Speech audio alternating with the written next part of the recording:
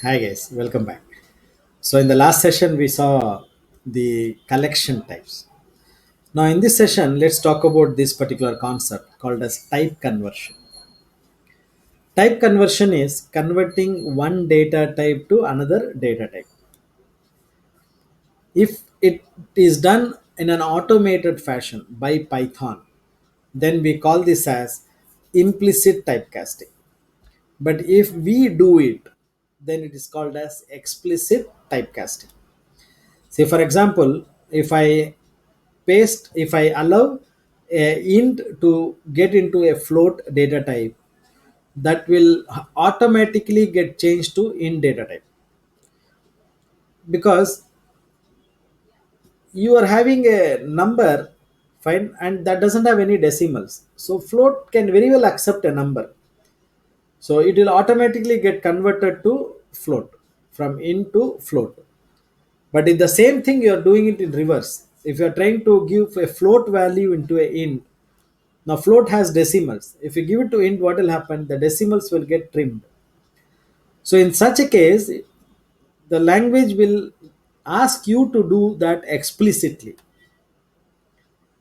See, let me repeat this again. If you're giving a int value to a float, automatically int will get promoted to float.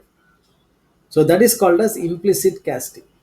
But if I'm going to give a float value to a int, float is a bigger number which has decimal values.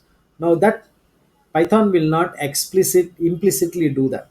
So you need to say, please change this to int. Then it will trim the decimals and give only the whole value, whole number. So that's how we divide this casting into implicit and explicit. Apart from this implicit and explicit casting, there are many times when your data does not suit the required data type. That time also you may need to do the change. For example, if I'm going to get a string data, now on the string data you cannot do any mathematical calculations. So we convert that string to a number provided the string has a number. So where there also we need explicit casting. So we got some casting methods by which we can cast a number into int or float or no a data into string or data into complex. We can do that casting. So to achieve that, we have functions like int of, float of, complex of, like that we have functions. Now let's do that as a demo and see how we can do casting. See here. I may have, let's say, uh, something like this num equal to 10. So this is a string. This is a string, correct? Now, can I do calculations on this? Means you cannot. Let's give a try. Num2 equal to fine 20. I have two strings with two numbers. Now, if I'm going to say add equal to num plus num2, which is plus is an arithmetic operator, right? Now, if I'm going to say print add, now see what happens. It gives me 1020. See, which is basically not the answer which I was expecting. I wanted this to be 30, but strings cannot be fine. Uh, I mean, you cannot apply additions to it. You can only do concatenation to it. So, how do we do this?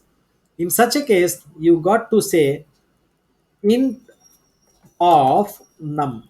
This is what we called as casting. Casting a string value into a number value by using this int of.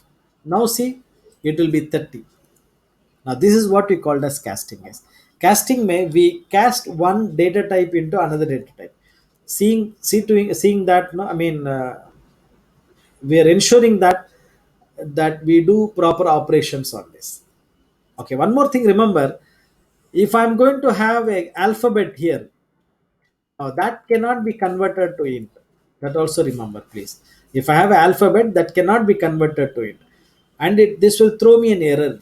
Of course, if I try to convert that to int, see invalid literal. So if I have to have a conversion, the data type also should match. See this data type should match. Okay, and we have similarly float. We have similarly float.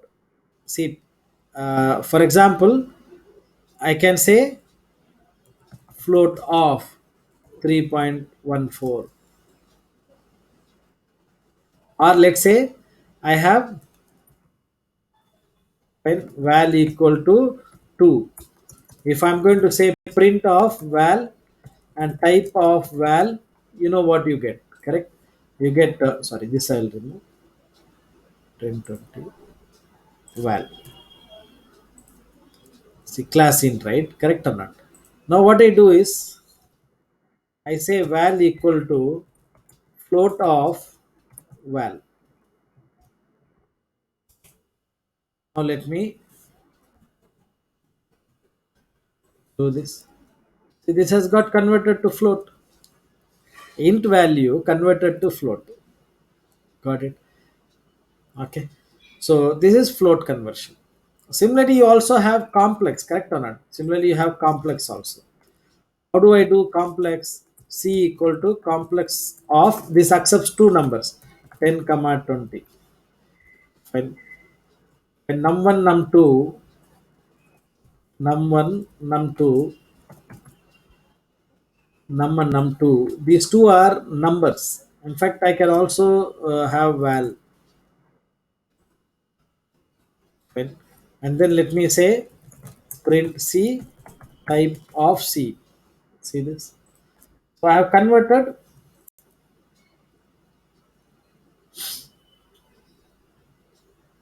Okay, second value is string. So what should I do? I should say int of num2. It was expecting a number 2 plus 20j. So this is what type conversion is. So I can convert one data type to another data type with the help of this type conversion methods. Int of, float of, find complex of, like that we need to do. Thereby we can convert one data type to another data type and do whatever operations we like. Got it? Am I making sense? Okay. Now let's do. That is what we call as explicit casting. Okay. Let's look at the next topic. IO. Import we already saw. During constants we have seen. IO may, let's talk about first the print method. Now print method has five options.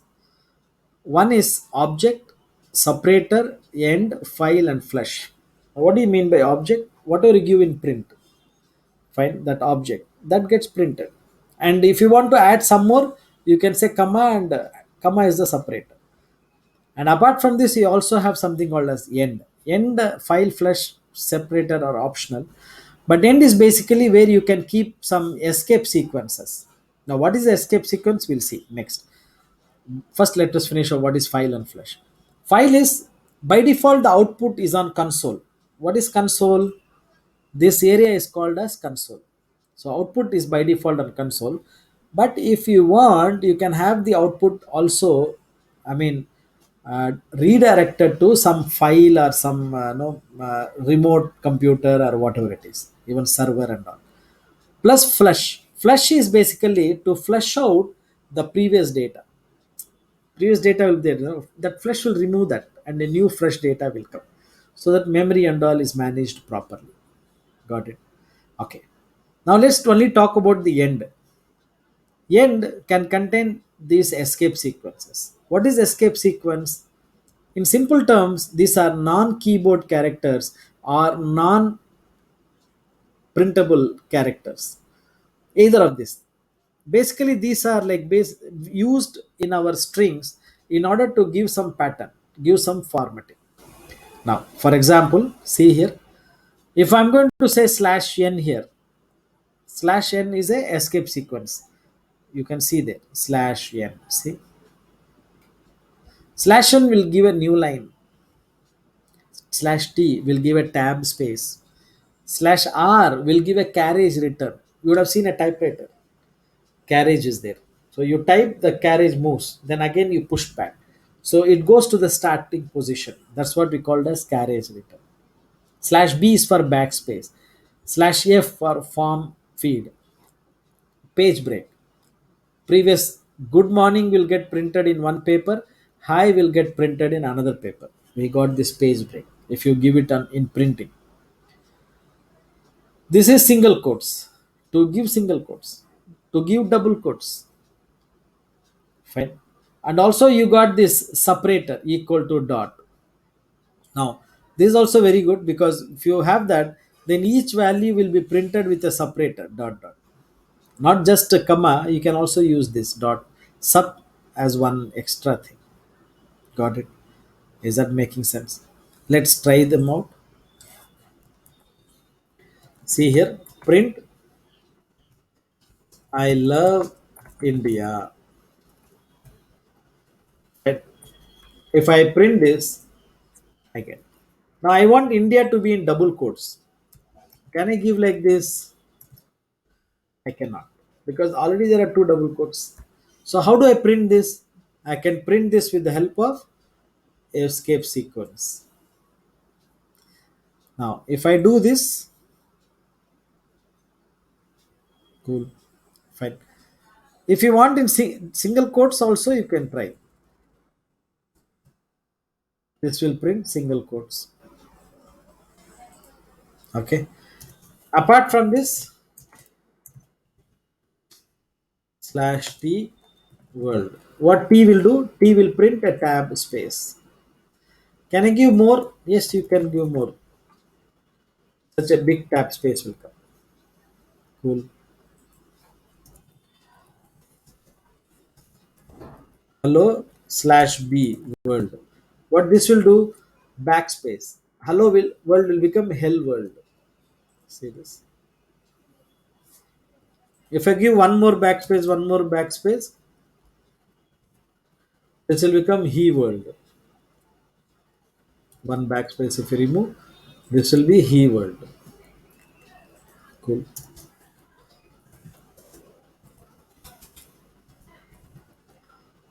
Slash r. R will take the carriage to the starting position. So world will come back to the starting position. Hello will be overridden. Hello will get erased. See this?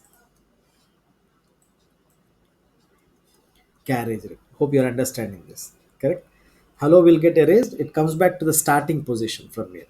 If you want a new line, starting position, but it should be a new line, both together. Then you can say hello world with a slash here. So starting position will come, but in a new line.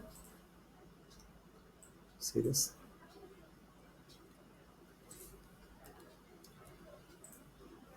Just to differentiate. Cool guys.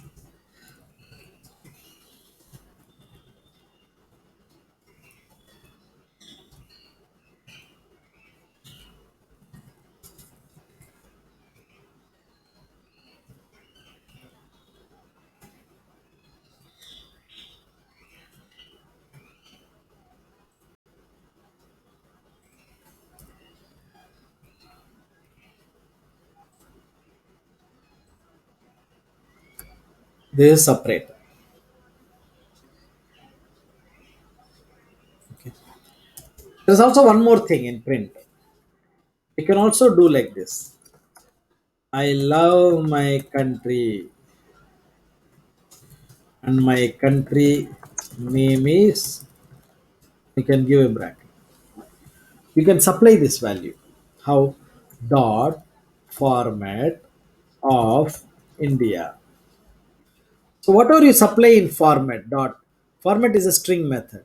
Now this first parameter will go to this bracket. Will replace this brackets. See here.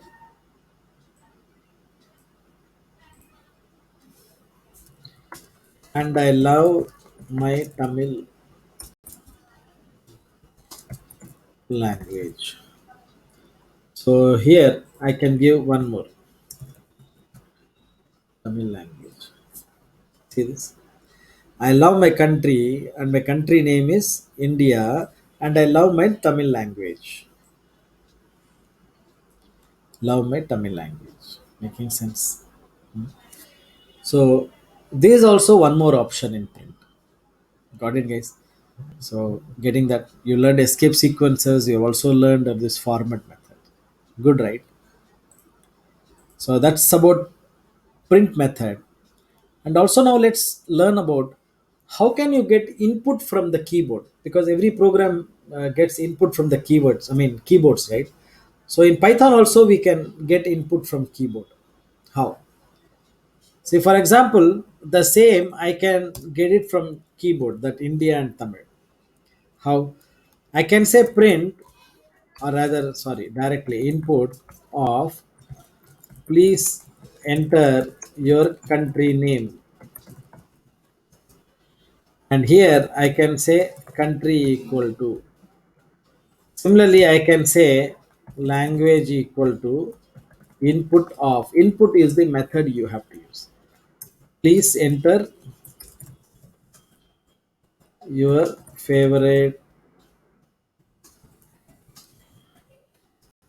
language name. So here I can pass country comma language. So my country is India, my language is Tamil. Yes, we got it. Makes sense. So you can also take input from the keyboard. And here it is. This is how you take input from the keyboard. What is the method you have used? Input. Is that clear, case? So please understand, we are almost in the verge of completing the first chapter. In the next chapter, we are going to talk about the operators, arithmetic operators, I mean relational operator, logical operator. So those operators we are going to look into. So that's all we have for this session. Thank you.